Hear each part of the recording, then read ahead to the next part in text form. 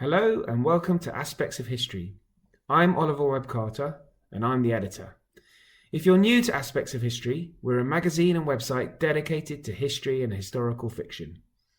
Head over to aspectsofhistory.com where you'll find articles, interviews, book reviews and short stories, and they're all absolutely free. Our magazine is at the insanely cheap price of under a tenner for a year's subscription, and that's under a tenner in American as well. Anyway, on to the podcast. If you enjoy it, please give it a great rating. It'll help us carry on running them. In last week's episode, I chatted to Andrew Roberts about George III. But what about his predecessor as monarch, George II? They were very different men, and I got the opportunity to chat with Norman Davies about the second George, George Augustus as Norman calls him. Norman's book, George II, it came out in the summer, and in our discussion he certainly had occasion to put me straight on a few British-centric misunderstandings. In his first part, we discussed George's upbringing and family, including the terrible Königsmarck affair, his pan-European kingdoms, and Dettingen, where George was the last monarch to lead an army into battle. In part 2, released next week, we go on to talk about George II's involvement with slavery and the slave trade, and the Jacobite Rebellion of 1745, where Norman again is careful to ensure my language is correct. I hope you enjoy the episode, and please subscribe if you do. Norman Davies, welcome to the Aspects of History podcast. Now, Norman, your book, George II, it's been out for a little bit, but can you tell us all about the book and the series that it's part of? This book is one of a series of about 35. It's a very reactionary sort of idea, but in detail, the essays, I think, are excellent. And each of the little volumes has a removable portrait. That's how it looks. That's very nice. And the portrait is a symbolic production by somebody in the graphic department. Well, they've done a good job. We did feature an earlier monarch on this as part of this series from David Woodman, who wrote something on Edward the Confessor. Right. Well, they go right back. Of course, again, I say reactionary. They only go back into the English monarchy. The British monarchy is actually of Scottish origin. The Stuarts were Scottish, right? And they had ancestors further back than the English. But, you know, this English amnesia about, we're the only nation who doesn't know where they live, basically. I've always said that. I completely understand. It's terrible. But anyhow, I think there are a number of good items in this series. Just showing you the title, George II, not just a British monarch. I don't actually use the title George II throughout the book because that's his English title. The most interesting thing about this book, I think, is the language. He was a monarch, a sovereign monarch, both of Great Britain and Ireland, and the electorate of Braunschweig, Lüneburg, and he had different titles in different places. So why should we just use the English form? So I called him George Augustus. In Germany, he was, of course, Georg August.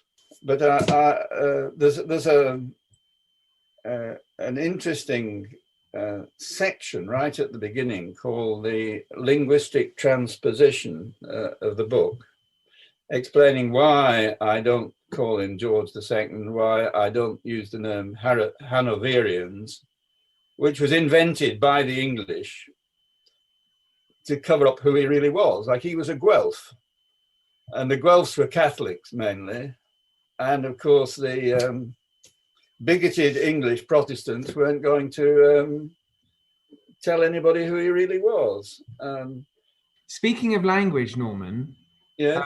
I think according to your book, you mentioned that he spoke French to his family, German to his Hanoverian officials, and to his dog Latin. Well, something like that, yes. He was a native French speaker. The family spoke French. That's what the language he was brought up into. Like all the German, Polish, Russian aristocracy of the 18th century, they spoke French. Of course, they spoke German as well, but he was taught German, like Queen Victoria was taught English as a second language, and his English was a bit better than his father's, but not very much so. Bluff Westphalian English, was it? Well, yes, of course, we've no recordings of it because we only hear what people said. Yes, but Bluff Westphalian is not very complimentary. I don't think he was readily understandable. But a lot of the pejorative jokes, sort of bad jokes about him and his language, are spurious. I pick out at one point. All the quotation books have in a number of quotations. One is that I hate poets and painters, as though he couldn't say poets and painters. But Germans have no difficulty with P. Germans mangle some consonants, but not P.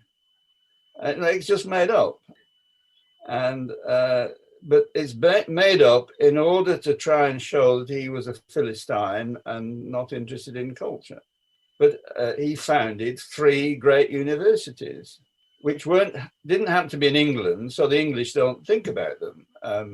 But Göttingen, the Georgia Augusta, and that still has his name. Columbia in New York, which is quite excellent, and Princeton, right?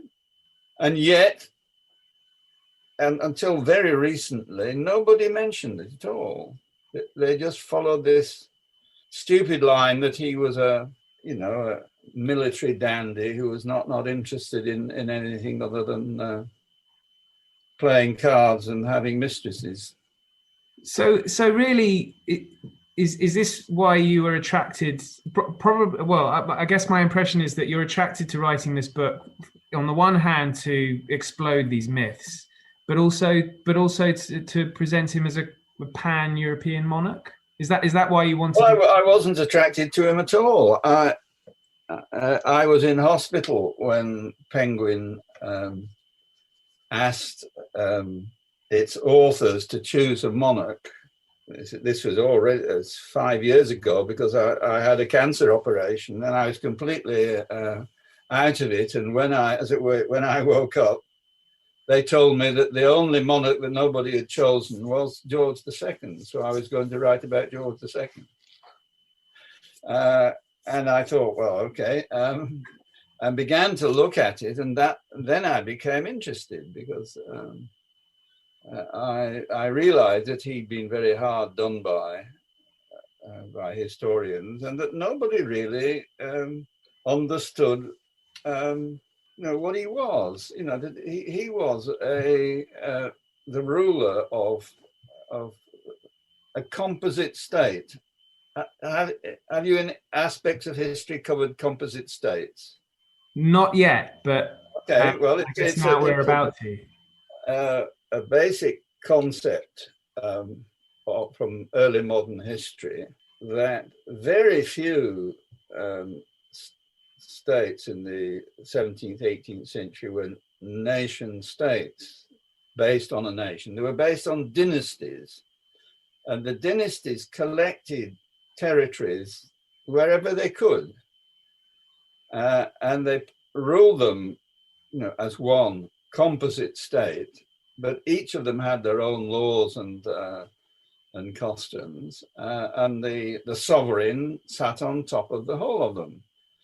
And this idea was invented by English historians. I used to know Königsberger. He was at King's College in the 70s and 80s when I was around. And then John Eliot has publicized the idea with relative to Spain. And there's quite a number of continental countries that have been treated in this way. But of course, the English don't think it's English exceptionalism, right? We're not like anybody else. And the English have this strange idea that it's a nation state. Well, it isn't a nation state even today.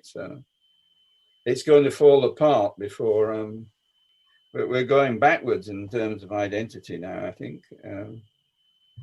Which makes this I think quite relevant to. Yeah, so that's interesting. So, I mean, to what extent do you think? I mean, obviously he wasn't a native English speaker. To what extent was he actually an Englishman? Because I think, and we've done a little bit of research, and I believe. And I may well get this wrong, so by all means. He was naturalized. Go on, yeah. Yes, but I think you've been described as an intelligent Welshman who never speaks well of the English, and I think that was your Polish handler who had written that note. Well, there's something in that. Okay, the sort of English, the Anglo-centric version of British history is one of my bugbears. Yes. And I wrote this book, The Isles. I don't know whether you I'm very familiar. Aware of that, which was very popular in Wales and Scotland and Ireland. But of course, in England, it was very mixed in England. I had a lot of support, but a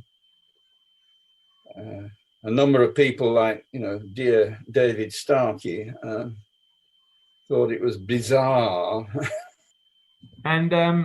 And so for sorry, to answer your question, he was naturalized. Actually, before his father came to the throne, he was naturalized, I think, in 1706, in order to be given the title of Duke of Cambridge, which sounds familiar these days. So yes, he was naturalized, but he never sort of resigned any of his positions or titles in Germany. He was ruling. He was a prince elector of the Holy Roman Empire, which was no small show. It was just to rub it all in. The first. Can you see that? I can. That's George II on his accession with his coat of arms, crown of the Holy Roman Empire in the middle. You have the white horse of Westphalia. You have the Lion of Lüneburg, and the other two horses are, I think, Hanover. But that's his coat of arms, which is quite different from the coat of arms, later in British history, or indeed Queen Anne had a different coat of arms. This coat of arms was shared by George I and George II, and then George III changed it. But that says it all. That's who he was monarch of. Yes. The leading Cambridge historian calls him a king of England. He's not a king of England. Like it wasn't even one of his titles. So there's a lot to be ironed out. It certainly is. It's very interesting. Now, you mentioned his father, obviously George I. Yeah. The first. I'll use the Hanoverian title, just because it's sort of correct. But what would be the correct description of the dynasty if Hanoverian is probably? Well, it was complicated as things in the Holy Roman Empire tended to be. Well, he had lots of German titles. He was Prince Elector of the Holy Roman Empire. He was the Duke, the Herzog of Braunschweig, Lüneburg, Kallenberg, which is never called Hanover. You don't call all royalty and aristocrats call themselves by the name of their territory, their time. You know, Hanover is just the city where their residence was. But he was, you know, whatever, arch treasurer of the Holy Roman Empire and, you know, Duke of Bremen and Verden. There's quite a good map, I think, in there. It shows his ancestral land stretched from the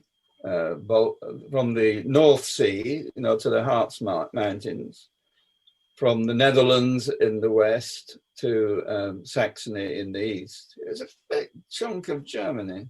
Yes. And it was very complicated. He had lots of different titles, pieces of property acquired at different times. So I call him King Elector, King-Elector, in order to convey his dual authority. I call him George Augustus. I call the dynasty the Hanoverian Guelphs, just because the German original is such a mouthful. You know, there were two dukes of Brunswick, Lüneburg, one in Kallenberg, which was our lot, and the other in Wolfenbüttel, which was another's. But like this mouthful of German names is if you're writing in English, it's just impossible. So for that purpose, I decided to call them the Hanoverian Guelphs, as distinguished from the Wolfenbüttel Guelphs next door. All these things have to be a compromise. You know, there isn't a pure solution. Yeah, no easy box to put them in. Yeah, well, once I settled on what to call it, and then I wrote the book. When it came back from the copy editor, it had all, no, it wasn't the copy editor, it was the, I think it was the printer. Somebody had changed it all back again, you know, and because the title was George II, they thought that it had to be George II all the way through. And yeah, had to, So the first Hanoverian Guelph, George I. Yes. And the thing about all the Georges is they never got on with their eldest son. That's right. Yeah. Now, can we trace this all back to the Königsmarck affair? Was that where the breakdown in the relationship between George I and George II had its sort of? I think so. They were a dysfunctional family. Even before that, George Augustus's mother, who was the wife of George I, in British terms, was herself terribly maltreated by her father. It was something to do with a morganatic marriage. So she wasn't recognized for who she was until, for several years. And then after she was given the title of Princess of Keller, then she married her cousin, Georg Ludwig of Braunschweig, Lüneburg, Kallenberg. But the dysfunctional family runs through several generations. And the Königsmarck affair is really horrible, you know.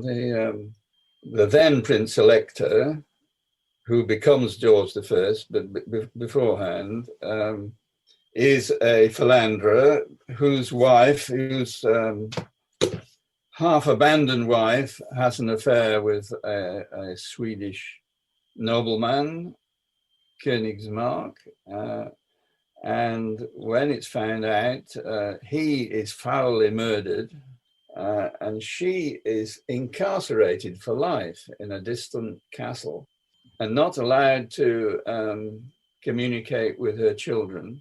My monarch, George Augustus, George II, was never allowed to write to his mother, never saw or heard from her from the age of 11, I think. And he had very good grounds for grievance against his father, who was an absolute monster. A lot of monsters on the English throne, you know.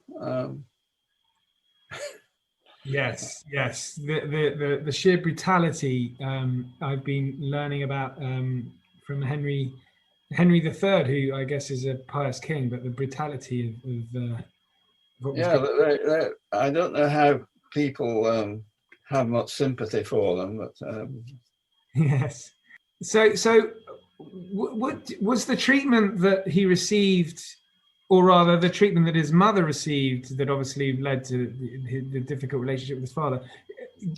Was that behind him having a bad relationship with his son? Do you think? Certain, but there's more to it than that. When George I is elevated to the British throne, or downgraded according to your point of view, when he becomes King of Great Britain in 1714, his heir, George Augustus, comes to London as the Prince of Wales, right? But George Augustus's son, Frederick, is not allowed to join his parents. And he would have been 6. So from infancy to early manhood, he wasn't allowed to see his parents. He was kept in Hanover as a symbolic figure of the court of the electorate, which functioned, of course, in the absence of the monarch. And of course, the young lad was absolutely furious. When he came to London after his father's accession, that's in 1727, the boy comes, I think, in 1728, the son, he refuses to be called the Prince of Wales. Like he just won't, he is Prince Frederick of Brunswick.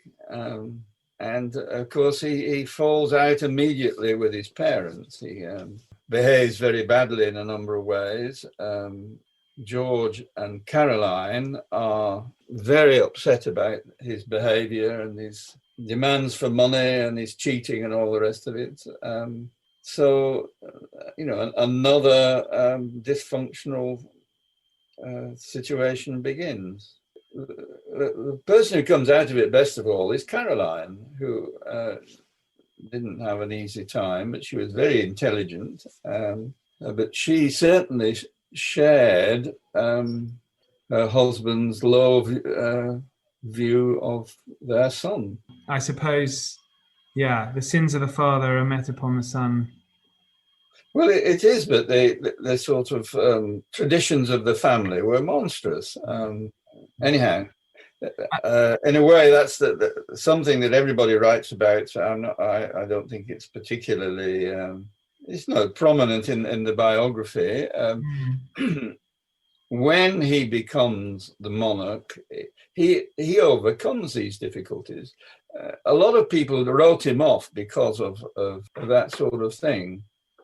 Well, he had so many successes during his reign, or rather, there were a lot of successes during his reign. I mean, this is the time when the British Empire really took off. The key to the British Empire was naval power, and Britain, in his reign, went from being sort of number 2 or 3 to becoming unquestioned number 1. 1759, the year of victories, is the time when the Royal Navy became Lord of the Seas, Rule Britannia and all. Rule Britannia is, of course, George II, and really when the empire took off. But he's never been given credit for it. Never. Absolutely nobody's.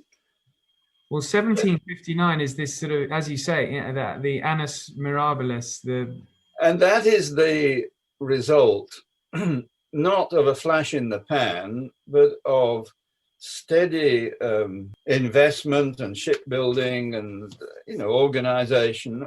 He was king of Great Britain for 33 years. It's one of the longer reigns, and generally speaking, it was pretty successful. Well, he was fortunate to have two fantastic statesmen, Robert Walpole and Pitt the Elder. Well, this is another thing, you see. Can you see here? Yes, I can. I should point out for the benefit of our listeners that this page is showing paintings of George II statesmen. These a selection of his prime ministers. Only half of his prime ministers were British. The prime minister of the electorate of Hanover, in your terms, lived in Downing Street, not Walpole. Well, not to begin with Walpole. Walpole took over Downing Street when it became vacant in 1734. I think he moved in 1735. But for 16 years before that, it was occupied by the prime minister of the electorate of Hanover, Count Bottmer. Like, who knows that? I certainly didn't know that. But that was, well, it became, of course, the favoured political residence. It was, I think, less important at the beginning of the 18th century. But the symbolism is tremendous, isn't it? Yes, absolutely.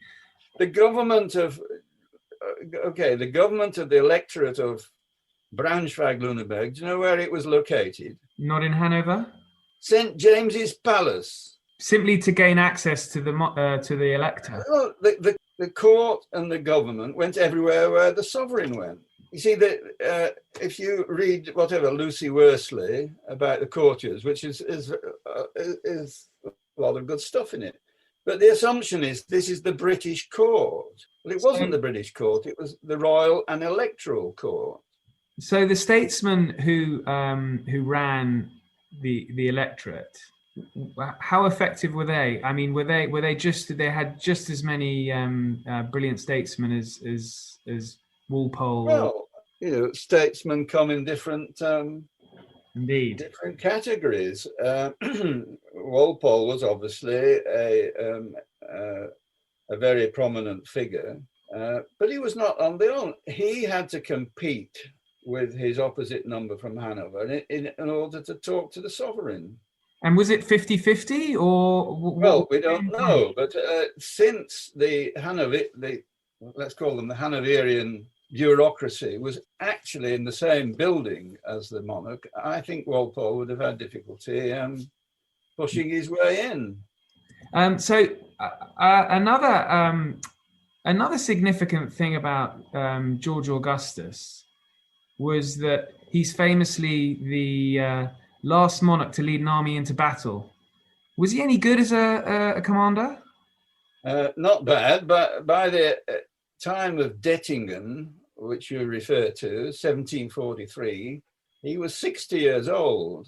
You're not 60, but when I was 60, I don't think I could have ridden a horse into battle.